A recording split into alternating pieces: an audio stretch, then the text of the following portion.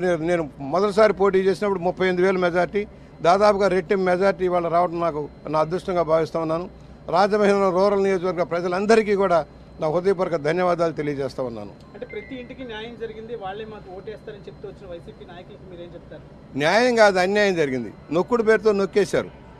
ఎక్కడ చూసిన అవినీతి, ఏ రంగంలో చూసిన అవినీతి, అక్రమార్కులు, రాష్ట్రం చిన్నాభిన్నం, ఉద్యోగాలు లేవు, బటన్ నొక్కుడు పేరుతోటి అవినీతి నొక్కాడు. ఇవాళ అవన్నీ వెలుగులోకి రాబోతున్నాయి. ఏ విధంగా భూములు కబ్జా చేశారు, ఏ విధంగా మైనింగ్ కబ్జాలు చేశారు, ఏ విధంగా ప్రజలు భయానక వాతావరణం గురించి తప్పుడు కేసులు పెట్టారు, ప్రజలను ఏ విధంగా ఇబ్బంది పెట్టారు, జైలు పాలు చేశారు, ఇవన్నీ కూడా చర్చకు రాబోతున్నాయి. తగిన గుణపాఠం ప్రజలు ప్రజాకోర్టులో శిక్ష వేశారు. ఈ జగన్మోహన్ రెడ్డికి తలెత్తుకొని లేకుండా శిక్ష వేశారని నేను భావిస్తా ఉన్నాను. నెక్స్ట్ కార్యాచరణ ఎలా ఉండబోతుంది? మినిస్టర్ రేస్లో మీరు మొదటగా ఉంటారని వస్తున్న అవన్నీ పార్టీ నిర్ణయాలండి. 42 సంవత్సరాలుగా నీతిగా నియమంగా పార్టీ క్రమశిక్షణ కట్టుబడి ఒకే సిద్ధాంతం కట్టుబడి నిలబడ్డాను.